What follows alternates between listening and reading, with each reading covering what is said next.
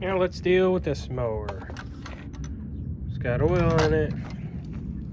Problem here is it's either got a head gasket leak or a sump gasket leak. And that's what I'm gonna find out. So, it also has an issue with this cable. It's not connected, and the cable is seized. So what happened was he pulled on it really hard, bent that thing. So now this won't hit the switch unless it's jiggled. I'm gonna fix that, probably get the cable off, but first I'm gonna get the engine sorted. So I put a different battery in here, kind of a cheaper one. I'm gonna see if it'll even start it. How's that supposed to work? Like that? Junk. It never start. I've had good luck with ever start, but not in this case. It's a new battery too. I paid $20 for the thing. Won't even start anything. I'm just gonna walk this in. So now let's take this thing down to where I can get this plastic cover or this metal cover off and kind of see at least what we've got going on in there. These just need to be loosened. It looks like I need to take this off and this filter piece off. And I had to take that off. So I'm really kind of hoping for a head gasket and not a sump gasket, but I have a feeling it's the sump gasket. But I'm not very experienced with riding mowers, so I don't know. We'll figure it out. Yeah, okay. So that's what needs to happen there. Set that over there. And now I need to get a 5/16 and take that off.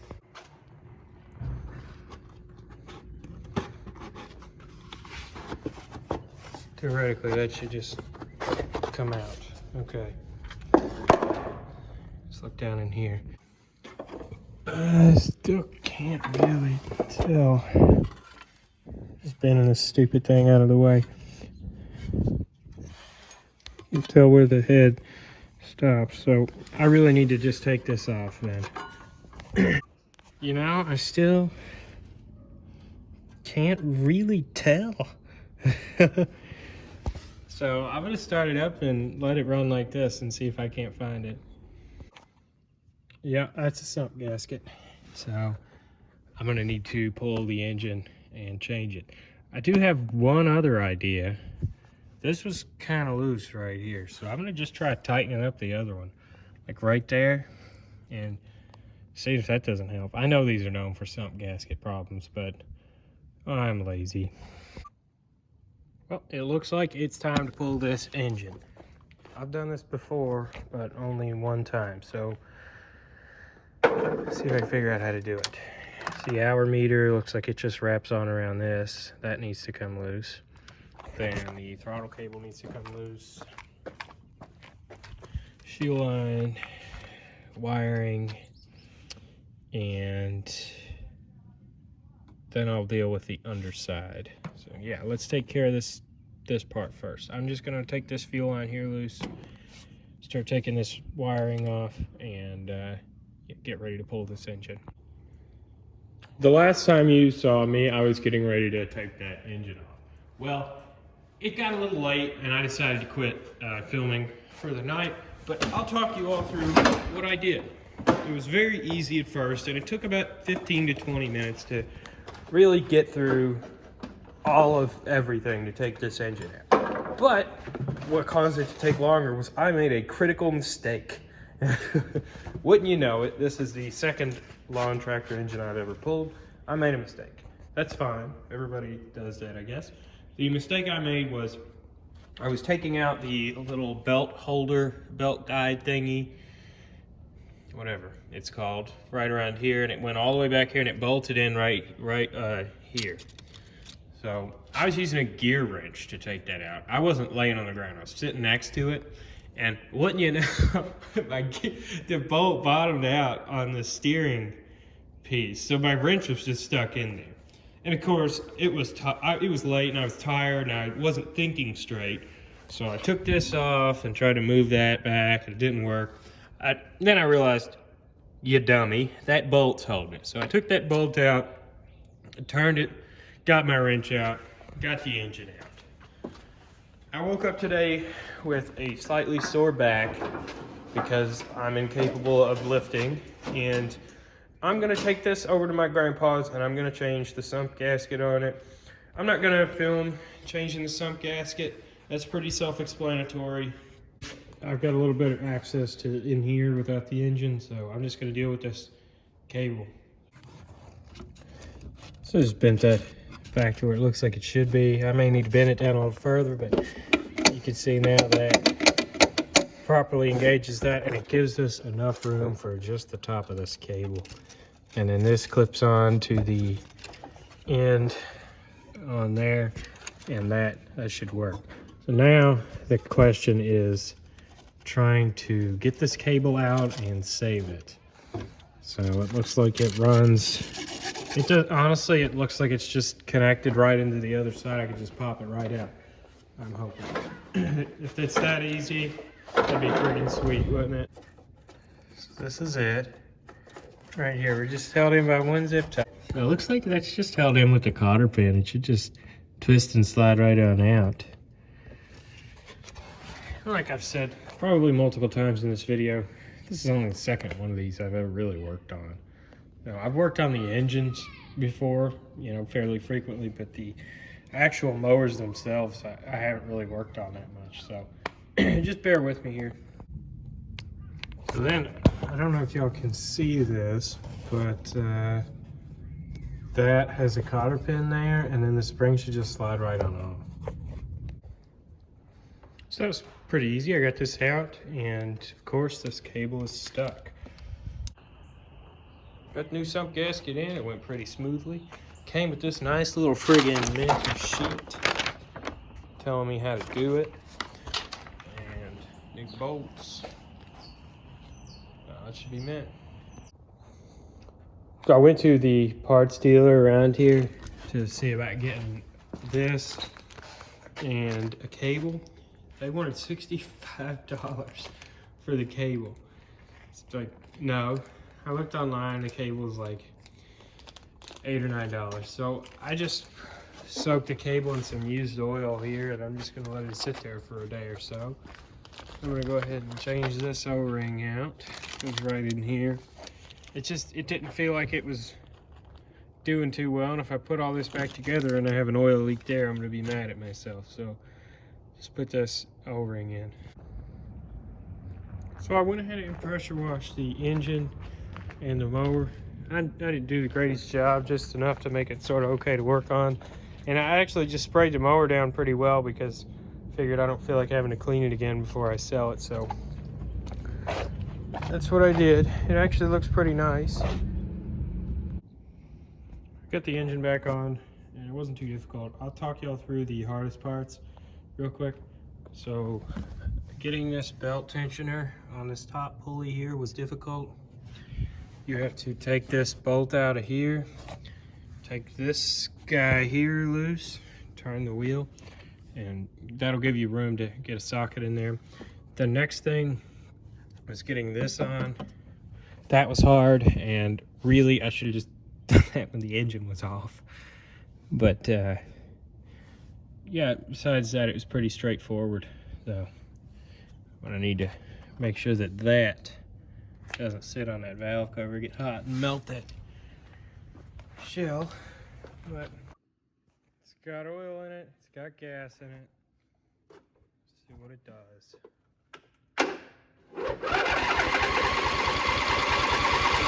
Getting fuel.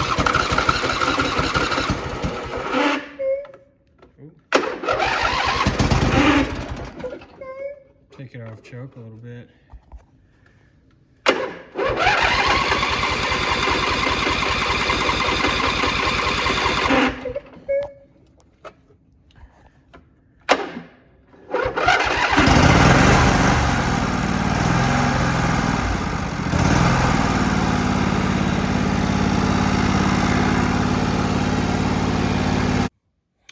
So friggin' got this thing Treated with the right oil filter, it's $3. If you got a V-twin intake and you want a cheap old filter, throw that one on. It's Super Tech brand.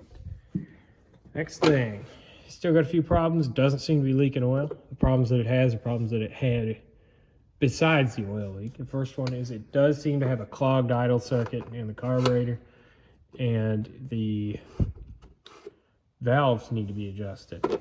And you'll be able to tell both of those problems almost immediately when I start it. And the carburetor issue does seem to be modulated with, like, so you screw with this choke a bit and it sorts it out. That's usually a sign that it's running lean. Always a sign that it's running lean.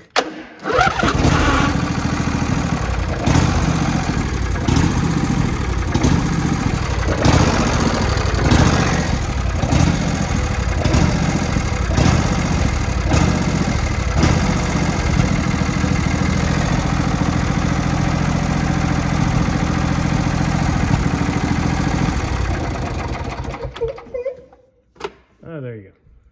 That runs well. It just has a few minor issues. The cable is still stuck, so I'll probably just be ordering a new one. Pretty mint. Wasn't super hard. He's setting some valves. It's like 3/8 here. So my feeler gauge is all messed up and all the little things fell out of it. So the closest I can find to 4 thousandths is 6. So I'm going to set it at a very tight 6 thousandths. That should be fine. Let's get this off of here. How does that held in? That should just pull off like that, yeah. So what we want here is one of these pushed completely down, and that's how we'll check and set the other one. So that's down. Just check. Yeah. All right. Yeah, that's way too loose, I think. Look at that, you can't tell, but yeah. So let's check it with this 6,000. Okay, so that's probably set at 10. These all seem to be a little different, but they're all pretty much the same. There's a method to lock it into adjustment, which in this case is this nut, and then there's a way to actually adjust it, which is this right here. So we're just gonna get it, you know, kind of a really snug 6 thousandths. So right about there, just gonna take a 1/2 inch wrench. Ironically, I'm always using those valve adjustment wrenches, and I've kind of lost the one for this. So now I'm just gonna do the other 3, and we'll see how she runs, see if it clicks a little less. It might still be a little bit clicky just because I'm setting these too wide, but it's still gonna be much better than it was, and it'll be fine. It's a lawnmower. I don't know if you could tell here, but that is more along the lines of what it should be like, and that is quite a bit. I mean, I bet it was probably set at 15 thousandths, if not more. That was definitely the cause of this clicking. One thing I feel like I should mention here is that I haven't really seen valves do that, like work their way out and gain clearance.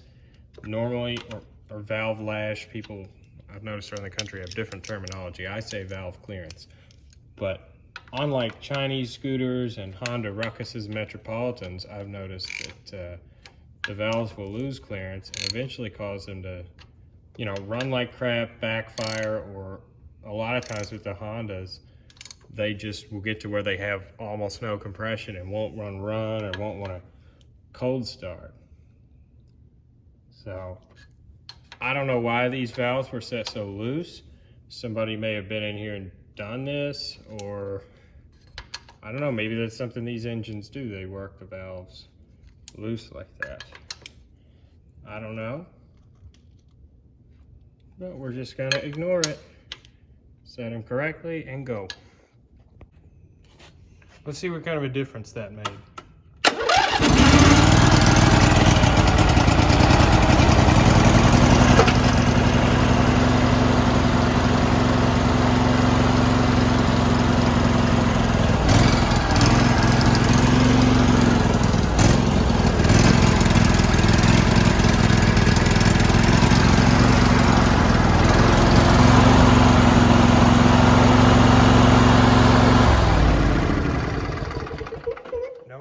clicking, and it cranks easier. I'll check this out. Watch.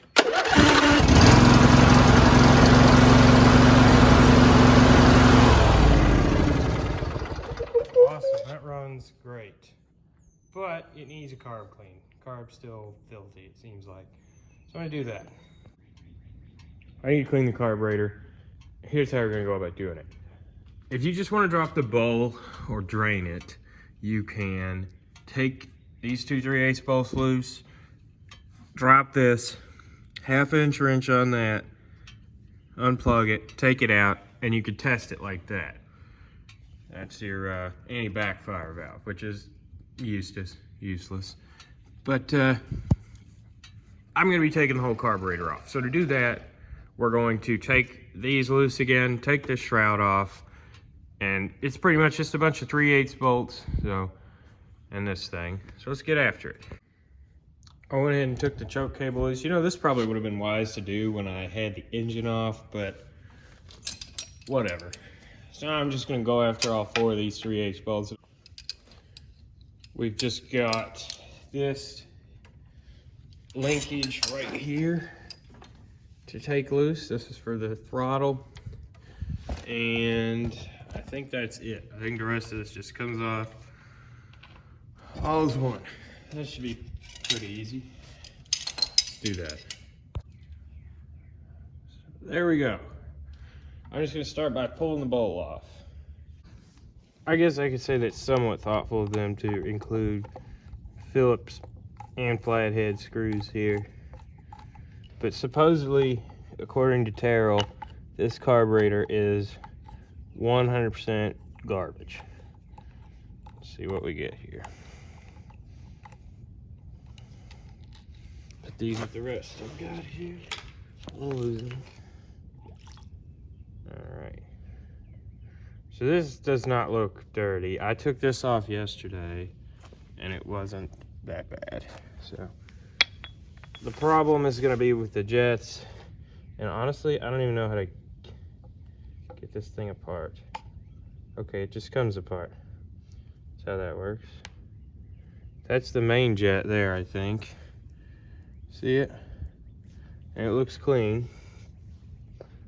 I don't know what else, if this thing has the idle jet in it, or I don't think so.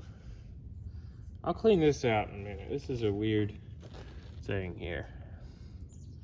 Not a real big fan of this. But, and then we've got all these little gaskets, which is really, really stupid. And look, there's water. So there was quite a bit of water in here, and I did drain the tank and go about that, but we still got water in this, and there's corrosion and gunk right along this here. Now, I don't know about how I should go cleaning this off. I don't want to remove this gasket. So that looks to be our idle jet right there. I don't know if you can even see. I can hardly see the camera. Right in there looks to be the idle jet. Got a bunch of little holes. I'm just going to spray those out. That's what I'm going to do. Hope I don't screw up this gasket. I really struggled with getting the idle circuit clean. I don't know if I actually got it or not, but we're going to give this a try and just see how it works. So I did end up getting that cable freed up, sitting in the oil helped, and then what I did was I just hooked it on right here and just started pulling on it with vice grips, and gradually the cable started working its way free, and I sprayed it with some PB Blaster and some fluid film, just worked it back and forth, and now it works great. And that bending of the thing there really helped. I did do just a quick spray down of the stuff that moves with some PB Blaster. Blades engage and disengage perfectly, everything works great. One problem I was noticing was this was really hard to move. This, see, it was hard. And I got looking in there, and there's just crap caked on right by the. See, you'll see the mechanism here. That thing, there was just stuff like grass and dirt and all kinds of stuff in there blocking that. So I got to clear that out. I'm just gonna put this all back together, button it up nice, and just test it out. Test it out, or test on it, like Vice Grip Garage would say. And hopefully she works great. I know y'all see this too. I'm gonna try and get another tire for it too, because my grandpa's got a bunch of tire changing tools, so probably really cheap. I don't know how much these tires are, but if I can find one for, I don't know, less than $15, I'll get one. Otherwise, that one's fine. It's going on grass. It's not gonna wear it down. Like, this will last a few years probably. All right, I'll show you what we ended up with here.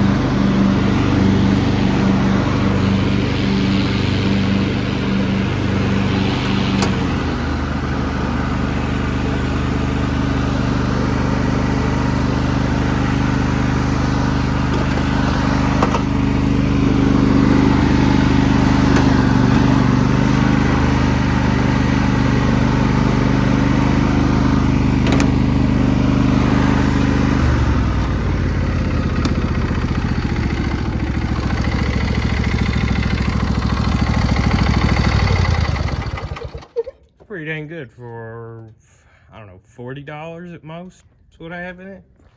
Can't be more than $40. I will click through and price everything I got. So I bought the Sump gasket. That was 20 something dollars. Then I bought the seal. That added up to like $37. Then the O-ring, so that was $45. The oil took 2 quarts, or just about, and that was $3 a quart. So right about 50 something dollars. It's not bad for a lawn tractor. And I'm gonna probably try and like tape over the seat with better tape and pressure wash it, test on it for a while. And, I mean, I don't know, what's this worth, like $400? $300? I've never sold one of these before. So I sold the Cub Cadet, but that was to my friend at a pawn shop. And this is in noticeably better shape. I didn't mess with the blades. These are almost brand new mulching blades, and they're sharp, so. There we go. It's pretty cool, pretty cool. So that'll be the end of this video. I'm not gonna film it when it's all cleaned up and fancy or whatever, because that'll be a while, probably a few weeks to a month, but there you go. On to the next one.